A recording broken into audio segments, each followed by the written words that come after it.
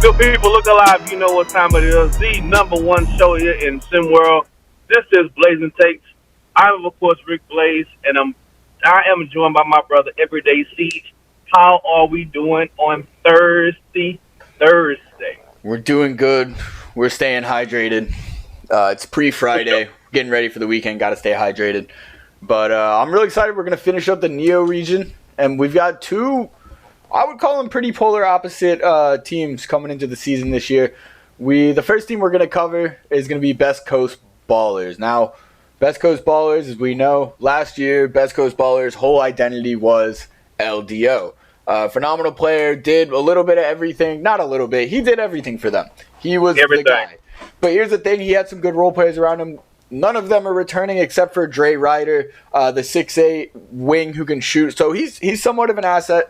We might see him step his game up. But the guys we're looking to watch for this team, Suno Chapa came over from Gulf Coast Lockdown after that mass exodus once Coach Hyman left. He proved himself to be a lot better than people expected last year. I would say even sometimes outperforming De'Aaron Cruz. He's a great slasher. He's a decent shooter, still working on that, but it'll be interesting to see how he can up his game in this capacity where he likely will be the go-to guy. And they also brought in a pretty well-respected recruit in DJ Davis. I mean, this guy's a sniper. You give him any space, and he is knocking that three down every single time. So he'll be interesting to see how he meshes with a guy who can slash and drive to the rim like Suno can. And then the third guy I'm watching, who isn't getting quite as much coverage, but they stole him away from the DC area, Arlo Cook, 6'8". He can shoot. He can play defense. I think he's going to kind of be that guy who complements the DJ Davis, Suno Chapa duo here. Yeah, I like this team. This is a very young team.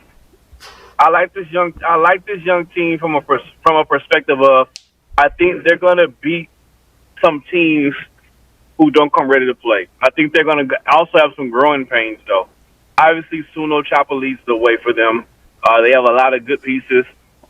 This team is going to go as far as the coach can get his young guys to mature, and as far as the game plan is that he has set up for his team. Again, Suno Chapa, all of you mentioned. I like Tyler Hunt. Tyler Hunt can put the ball in the basket as well. But let me give you a sleeper guy who no one's been talking about. And to me, I was going to not say anything. I was going to wait until another segment to talk about it. But he's a candidate for my DJ Charles Award. For those of them, DJ Charles, the guard from Ground Zero, who before the season started, no one knew anything about this.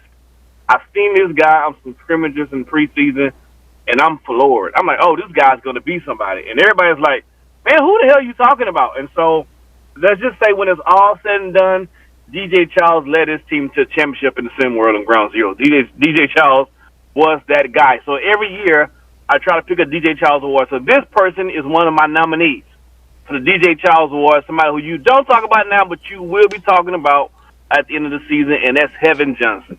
Okay. Heaven Johnson is a ball player. Now, he does have one thing going against him. They are kind of guard heavy here at Best Coast. So I don't know how much clock Heaven's going to get a chance to get. But if he gets some, no matter how much clock you get, when he gets a chance to play, watch what I tell you. He's a DJ Charles nominee, Heaven Johnson. I like this young team. I think they're going to be dangerous. They're a favorite next season. But this season, I think they're going to have some growing pains, but I think they're going to play well overall.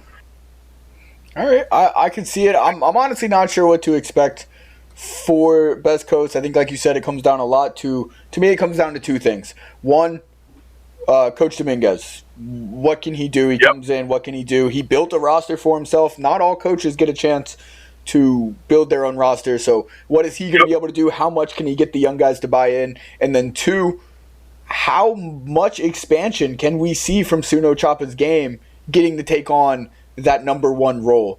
If he can really expand his game in a lot of different areas, this team's going to have some success. So those are my big things for them. But moving on, we got a team that's always in the spotlight. Bay Area breakers. Let's Yep. go ahead and break them down. Obviously, there's a lot of guys on this team you could talk about, but the first one and the one you're always going to mention, Trey Hyman, Mr. SimWorld Prep. He came out. He was a monster last year. Even without scoring the ball, his impact on a game is unquestionable. This is a guy who he last year reminded me of a young Dwight Howard in terms that he didn't need to score to change the course of the game.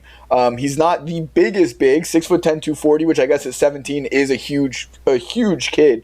But it's really Right. more the athleticism, the leaping ability, the rebounding, the blocks.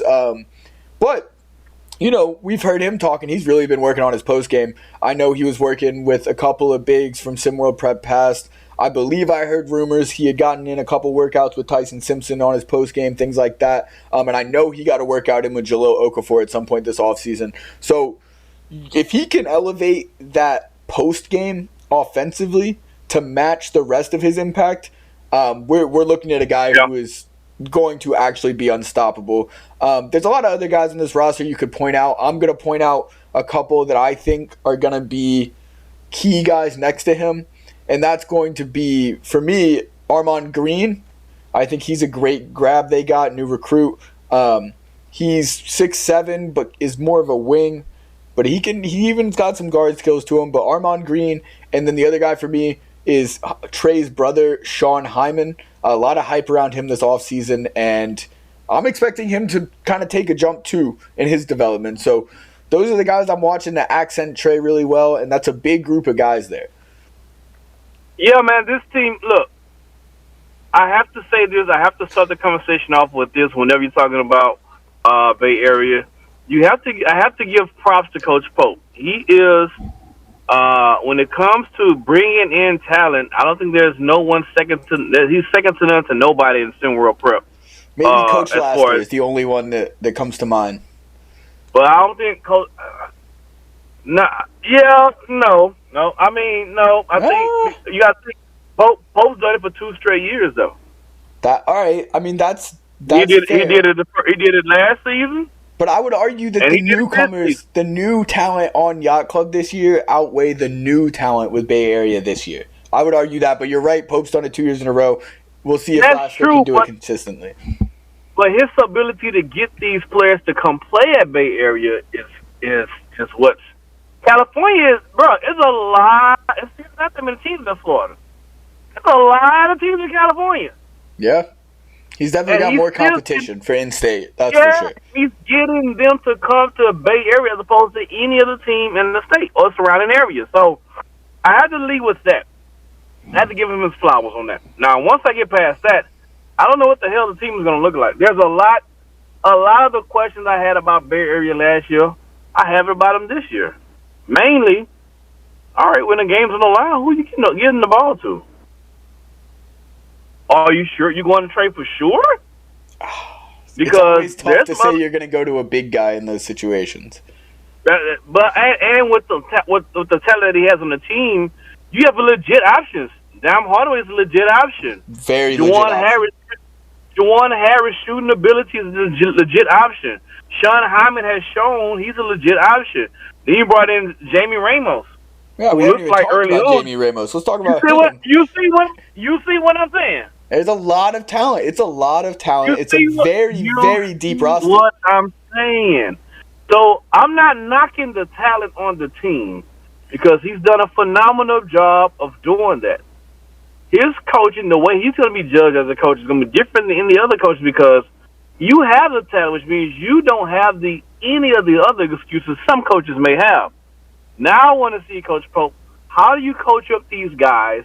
How do you get them to buy into a system? And how do you equate these into wins? Now, of course, everybody's going to the race to one, so you're not really tickling my fancy by saying that. What are you going to do in the tournament is what I'm anxious to see. And we'll see how that plays out.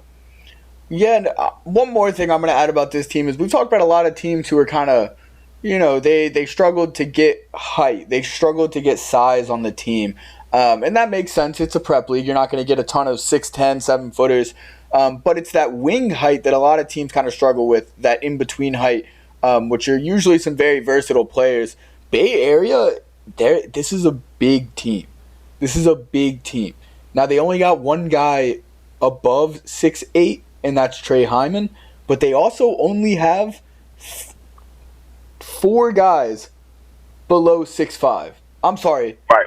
3 guys below 6'5", and that's Daquan Carter, Dime Hardaway, and Jawan Harris, who we know all of them can contribute decently or really well. Dime Hardaway and Jawan, like you said, are very valid options. The rest of them, other than those guys we just named, are somewhere between 6'5" and 6'7". So they have got a lot of depth and a lot of length, and that's going to give some teams. I think Bay Area, we're going to see them be way more of a defensive squad than we saw last year. You know, no Caden Shipp, no Royce Anderson, no Xavier Pope for the first half of the year. But what they do have is a lot of guys who are going to be able to play defense. So that, I think that's where we're going to see them going. Offensively, like we've been saying, they're going to have to kind of show where they're going to go with the ball, at what times, who's going to run the offense, things like that. Are they going to completely run it through Trey, or is Dime Hardaway going to be kind of more of a facilitator and a scorer? There's a lot of questions here. But because there's a lot of questions, they have a lot of answers for those questions.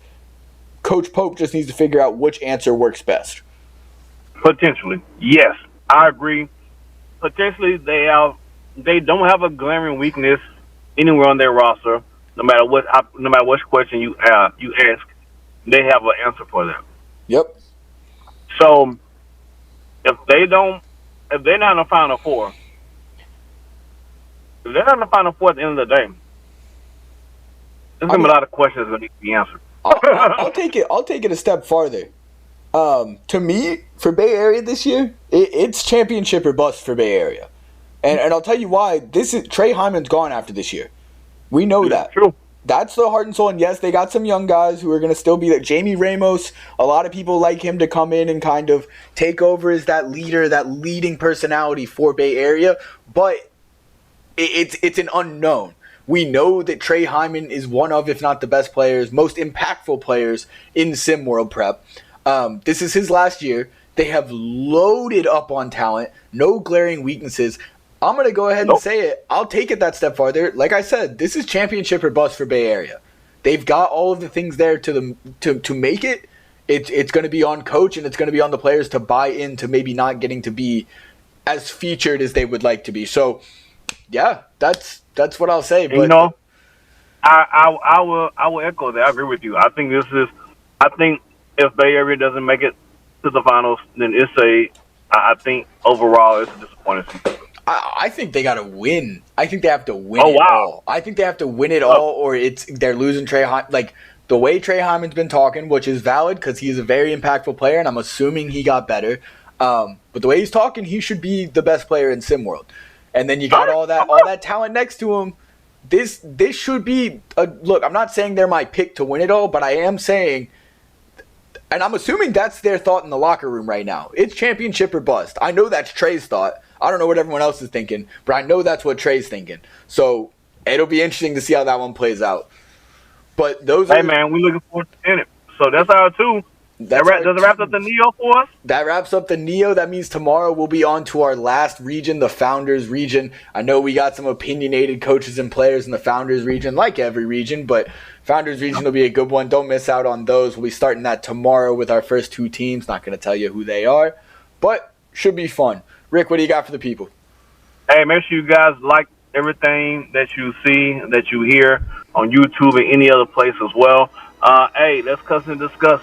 Put in the chat. Tell us how you feel about the 2 teams we just gave a snippet or preview on. Hey, let's get it going, baby. SimWorld, baby. See the game, be the game.